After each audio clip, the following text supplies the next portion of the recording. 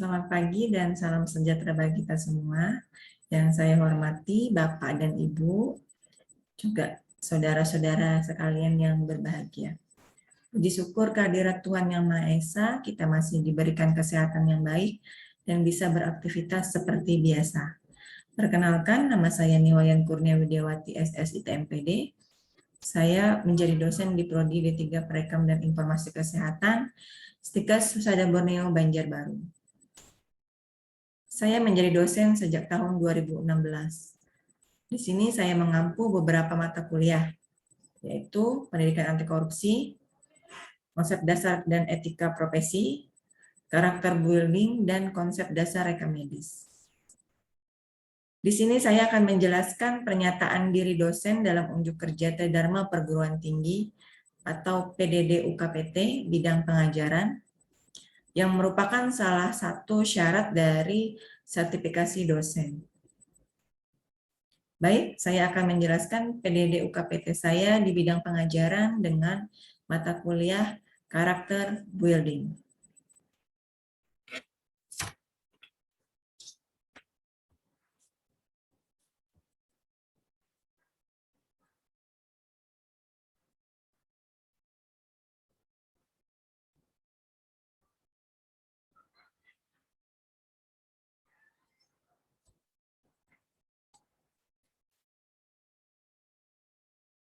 Di sini saya akan menjelaskan PDD UKPT saya di bidang pengajaran dengan mata kuliah karakter building.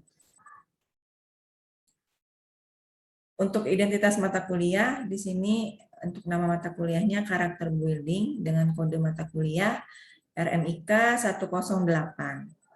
Bobot mata kuliah 2 SKS. Saya mengajar di semester 1 semester ganjil tahun akademik 2021-2022.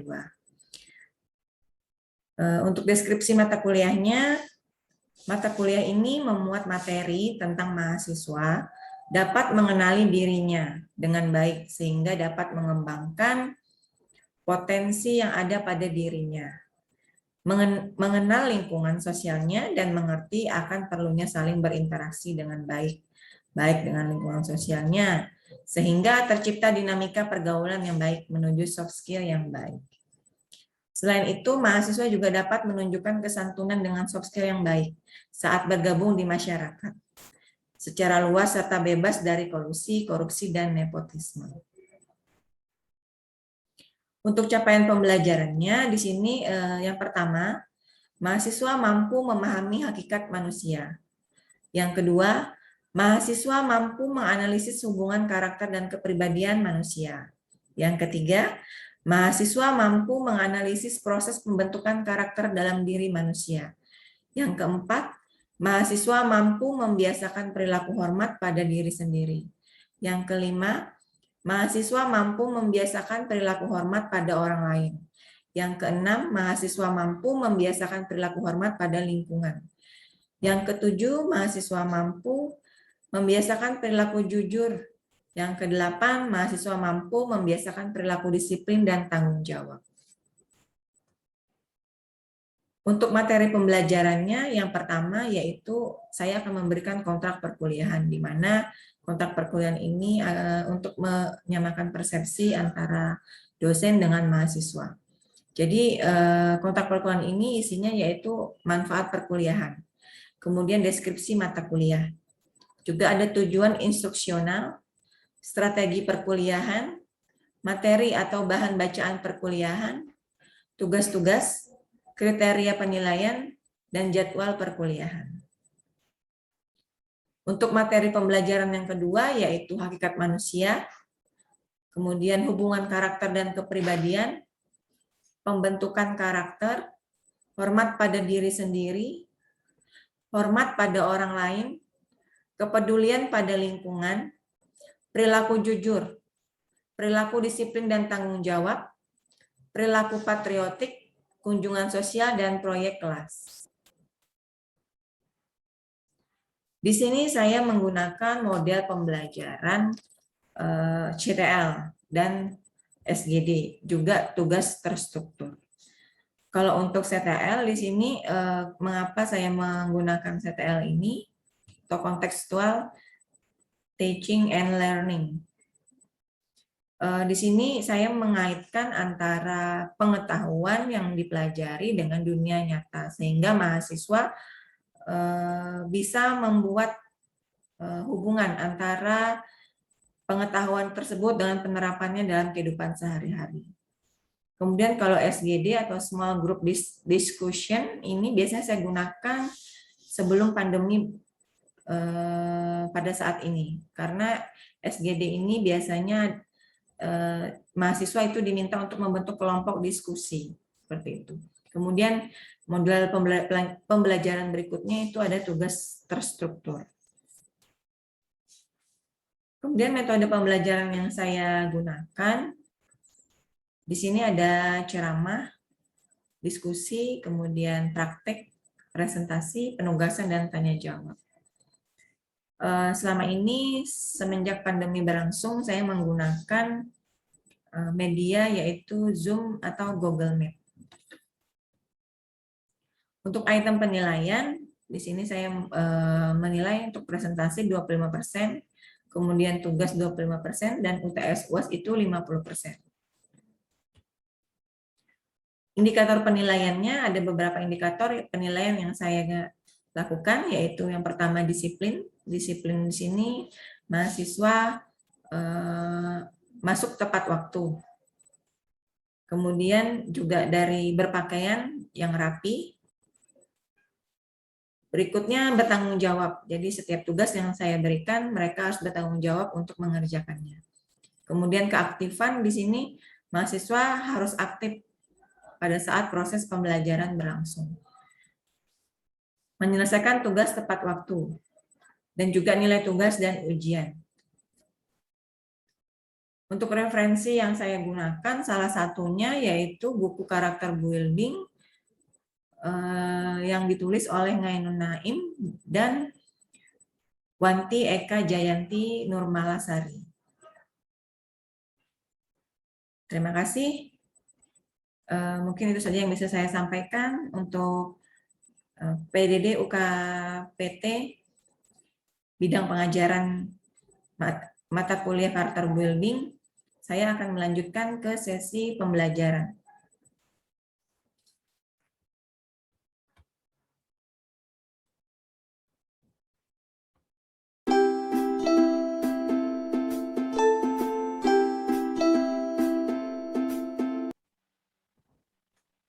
Baik, selamat pagi dan salam sejahtera bagi kita semua.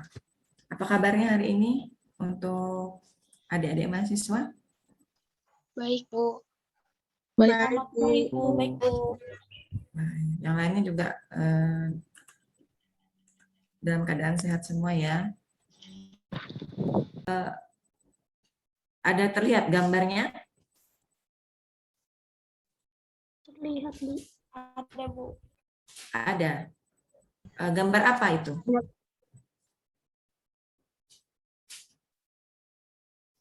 Gambar apa? Gambar orang yang lagi antri. Orang berebut masuk stadion sama berebut bangku di hari pertama sekolah. Iya. Di sini terlihat ya ada gambar itu dia mau masuk stadion, jadi dia berebut, tidak antri.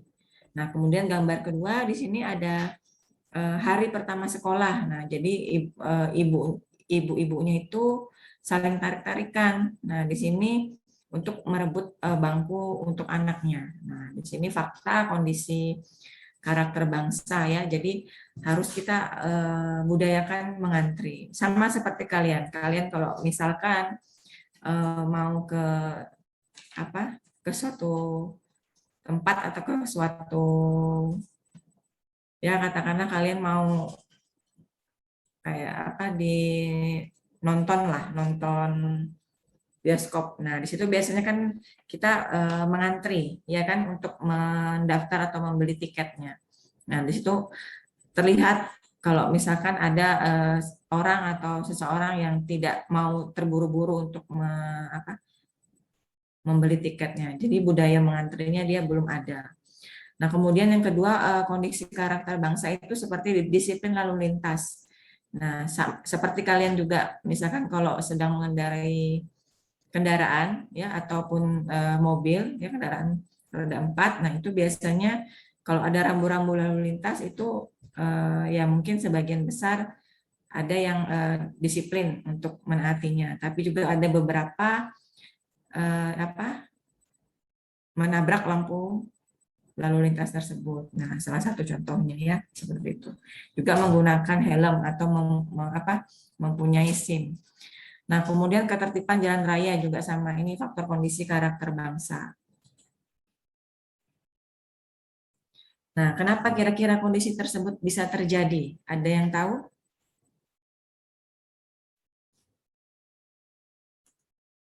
Ketidaksabarannya. Suaranya bisa dibesarkan? Dengan siapa?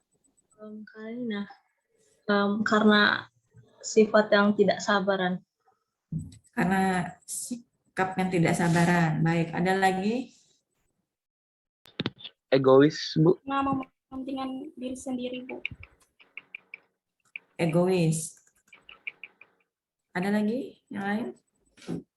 Menurut saya karena yang lain begitu, Bu. Karena apa? Lingkungan. Jadi yang dia awalnya misalnya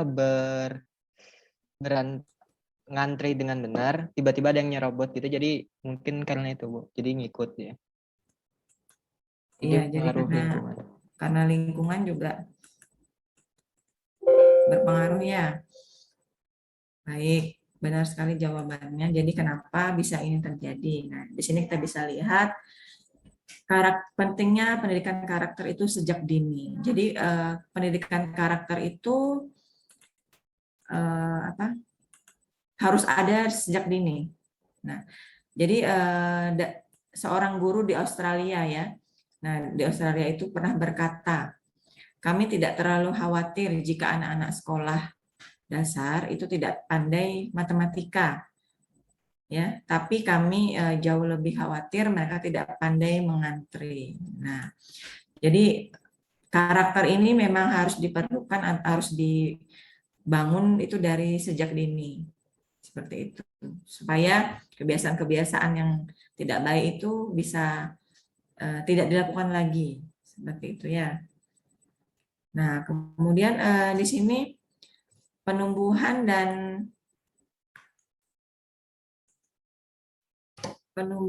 apa ini? Dan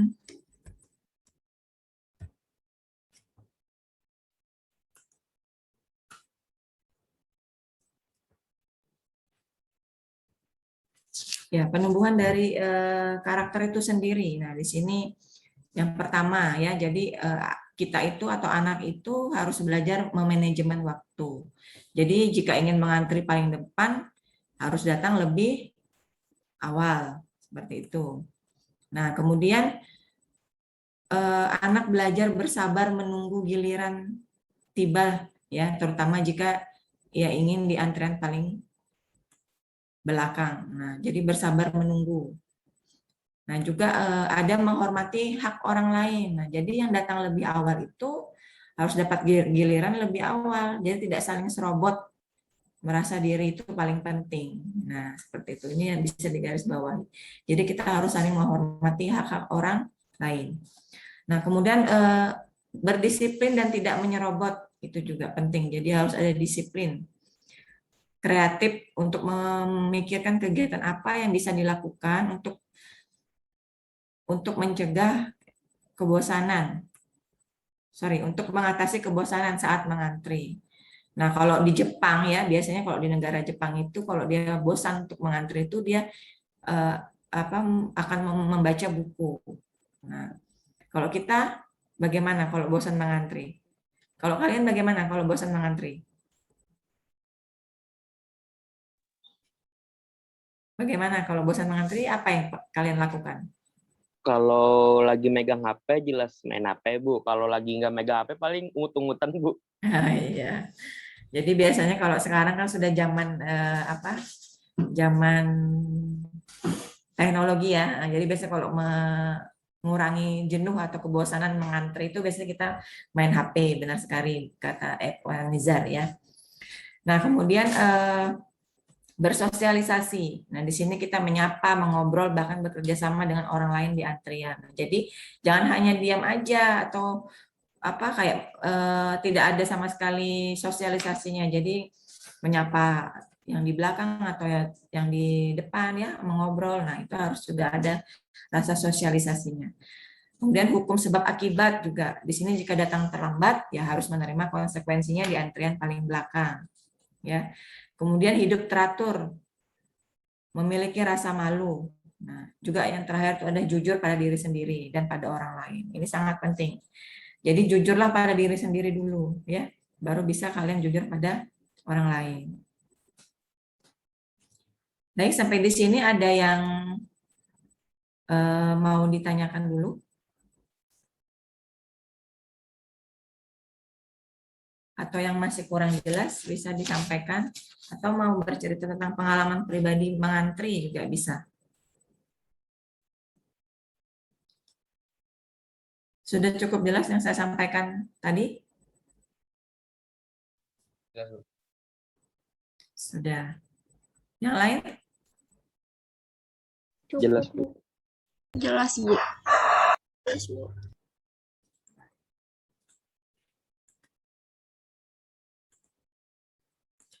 Di sini penumbuhan nilai-nilai utama karakter. Nah, bisa kalian lihat di sini ya. Di sini ada filosofi dari pendidikan karakter itu menurut Ki Hajar Dewantara. Nah, jadi ada 4. Jadi kita harus mengolah hati, ya, mengolah karsa, mengolah pikiran, dan mengolah raga. Nah, jadi ini filosofi dari Ki Hajar Dewantara untuk pendidikan karakter. Nah, di sini apabila keempat ini sudah kita lakukan, nah maka religius kita akan bisa religius ya, kemudian kita bisa berkata jujur ya, ada toleransi juga, kemudian kreatif, kerja keras, disiplin ya, sampai rasa tanggung jawab.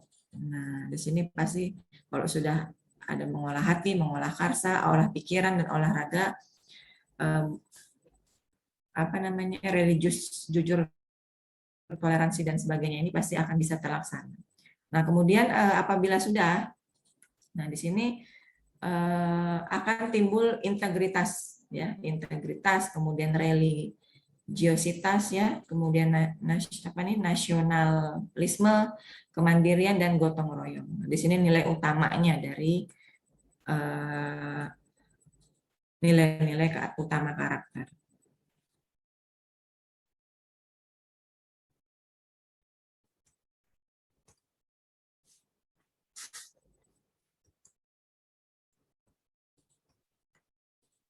Baik, sampai di sini ada yang tanyakan?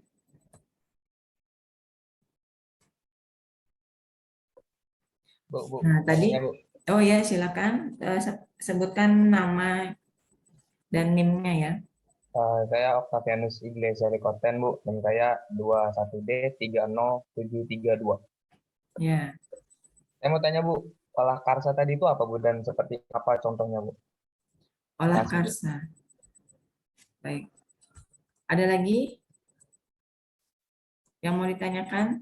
Yang lain?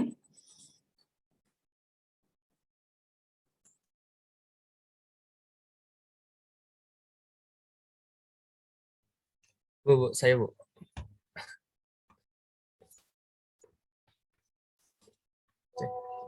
Saya, Bu, mau bertanya.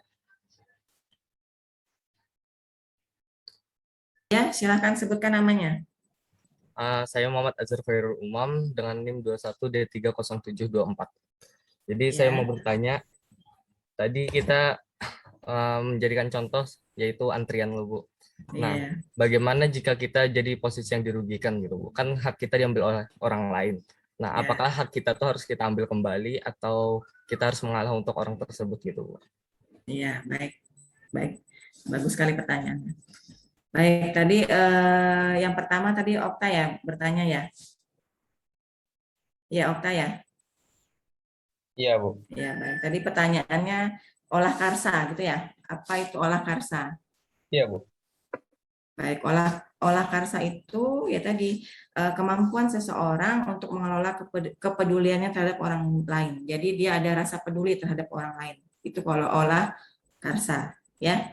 Okta, bagaimana? Baik, Bu, baik, Bu. Makasih, Bu. Jelas, Bu. Ya, baik. Kemudian azhar hairul umam. Nah, tadi pertanyaannya apabila kita mengantri, kemudian ada orang yang menyerobot atau apa namanya melewati antrian kita. Nah, itu apakah kita harus mengalah atau bagaimana? Seperti itu ya, Azhar ya? Iya, Bu. Ya. Jadi kita kembalikan ke diri kita dulu, Azhar. Jadi supaya apa namanya? Memang pada saat kita mengantri, apabila ada orang yang menyerobot masuk atau menyerobot di depan kita untuk antrian tersebut, pasti perasaan kita itu ada rasa marah ya, ada rasa tidak suka lah seperti itu. Kenapa kok kita sudah lama mengantri, tahu-tahu orang itu menyerobot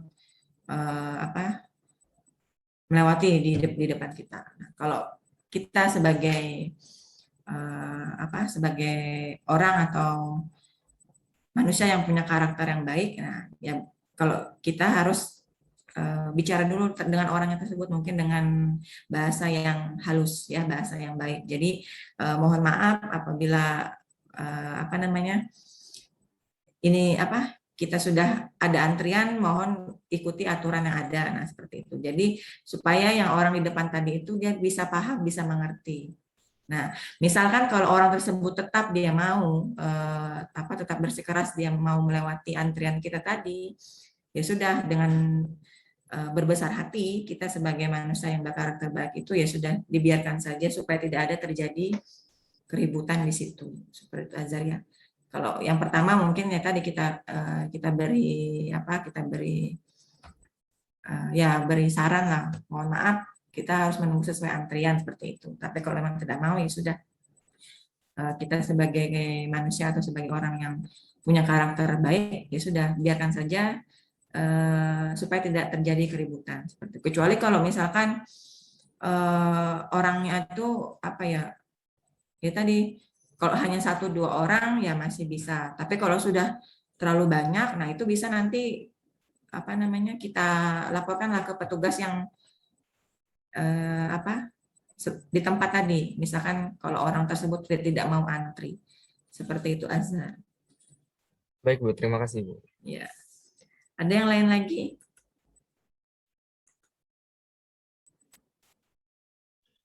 Izin bertanya, Bu. Ya, silakan. Dengan siapa? Dengan Mariatul Kibitiyah, Bu. Ya, silakan. Jadi, berhubungan dengan sisi negatif tadi, misalnya tentang kemalasan. Misalnya kita ingin niat hati ingin belajar, lalu selalu menunda-nunda belajar tersebut. Bagaimana cara ini realitas para mahasiswa dalam belajar? Terima kasih. Ya baik. Bisa diulang tadi terputus-putus sinyalnya. Bagaimana? Maria itu bagaimana apa? Bagaimana cara mengatasi kemalasan misalnya dalam hal belajar karena selalu menunda-nunda waktu seperti itu, Bu?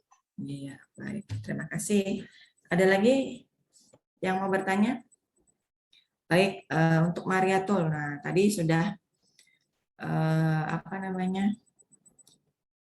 disampaikan bahwa kalau malas tadi termasuk apa? Karakter atau pribadi? Ada yang tahu? Kepribadian ya, Bu. Kepribadian. Yang lain ada yang tahu? Kalau malas tadi apa? Karakter, Bu. Karakter. Kepribadian, Bu. Kepribadian, iya. Kalau tadi kan bedanya karakter dengan kepribadian. Kalau karakter itu dia bisa dinilai. Nah, kalau kepribadian tidak dinilai. Nah, kira-kira kalau malas itu termasuk apa? Dia dinilai atau tidak? Kalau malas itu? Dinilai, Bu. Dinilai. Dinilai. Dinilai ya. Yang lain gimana? Okta bilang dinilai. Kalau yang lain gimana? Kalau malas itu dinilai atau tidak? Nilai, Bu. Dinilai ya. Jadi dia masuk di karakter ya kalau malas itu. Jadi memang biasanya kan tadi saya bilang faktor yang menentukan dari karakter itu salah satunya adalah genetik. Ya, faktor lingkungan juga termasuk. Nah, jadi bagaimana cara mengatasi malas? Nah, sebenarnya mudah kalau memang kita mau mengatasi rasa malas kita itu supaya hilang dari dalam diri kita. Nah, untuk Mariatul, kita fokuskan dulu tujuan kita untuk belajar itu apa, kita maunya seperti apa gitu. Nah, kemudian kita motivasi di dalam diri ini supaya rasa malas tadi itu kita buang jauh-jauh. Nah, kembali lagi tadi ke dalam diri sendirilah. Kita misalkan contohnya ingin belajar di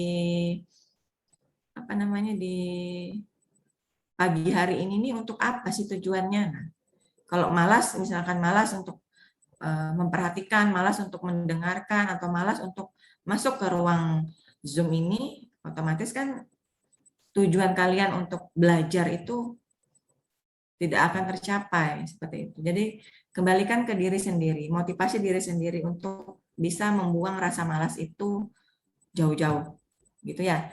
Jadi kita fokuskan tujuan kita ke depan. Oh, saya ingin belajar pagi hari ini, misalkan supaya saya bisa mendapatkan materi, supaya bisa saya mendapatkan ilmu. Ya tadi untuk apa? Untuk ya meraih cita-cita saya. Setelah saya selesai dari perkuliahan ini, saya bisa misalkan mendapat nilai yang baik. Nah, seperti itu kan tujuan kita mendapatkan nilai yang baik, misalkan mengikuti kuliah ini. Nah, jadi fokuskan dulu tujuan kita, gitu ya Mariatul ya. Tinggi, Bu.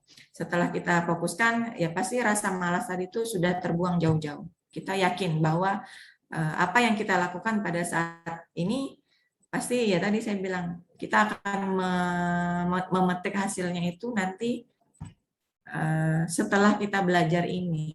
Kita paham, oh ya kemarin saya pernah belajar dengan Ibu Wayan misalkan terkait kepribadian atau karakter.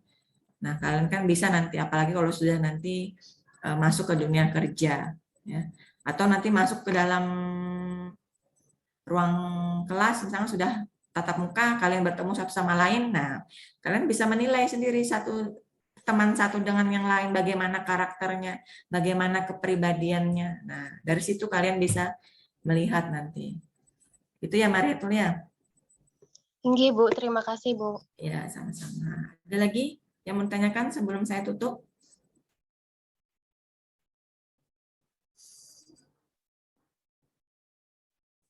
Ada lagi? Sudah cukup ya? Ya, baik. Untuk pertemuan ketiga hari ini, saya rasa sudah cukup apa yang saya sampaikan terkait hubungan karakter dan kepribadian. Jadi kalian harus tahu apa sih hubungan karakter dan kepribadian itu, ya.